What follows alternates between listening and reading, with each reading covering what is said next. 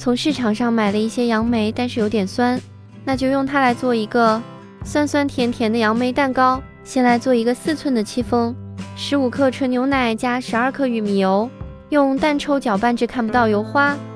再准备300克低筋面粉，过一下筛，滑1字形搅拌至看不到干粉。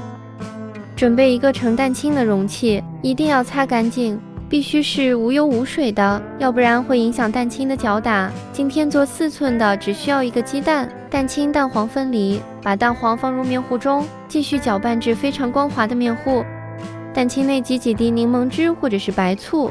电动打蛋器先开高速搅打。15克细砂糖，先倒入1/3，等打到比较绵密了，再加入1/3。最后一次加入白糖之后，转低速搅打。因为是做戚风蛋糕，所以蛋白一定要打得硬挺一些，提起来打蛋器有一个直立而不弯的小三角就可以了。先取1半的蛋白加入蛋黄糊中，用翻拌或者是切拌的方式拌匀，再把蛋黄糊倒入剩余的蛋白中，继续翻拌均匀。倒入4寸的模具内，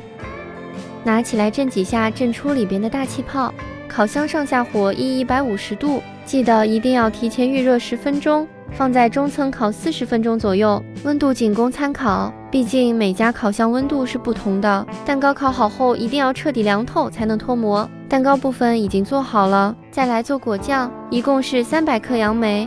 里边加上1勺盐，倒上没过杨梅的水，浸泡1个小时。泡好后一定要多清洗几遍，洗干净后再把杨梅的核给去掉，把切好的杨梅肉倒入锅内。我是加了20克白糖，白糖的量可以根据自己口味是当加减，开小火慢慢的煮，等煮到水分不是特别多了，挤入半个柠檬汁，最后熬到没有什么水分，果酱也就做好了。彻底凉透后再用。再准备200克淡奶油加10克细砂糖。用电动打蛋器搅打，大概搅打到9成发的时候，先取出一小点用来裱花用，再放1/2的果酱，继续给它打匀，直到奶油比较硬挺就可以了。如果家里有奶油奶酪，也可以放50克，那样会更好吃。做好的奶油馅挤在蛋糕胚上，剩下的杨梅酱里边再铺上1层，盖上1层蛋糕，再挤上1层杨梅奶油，把剩余的杨梅酱全部放上。最后再盖上1片蛋糕，顶部和侧面都给它挤上奶油，用刮刀把表面还有4周抹平就可以了，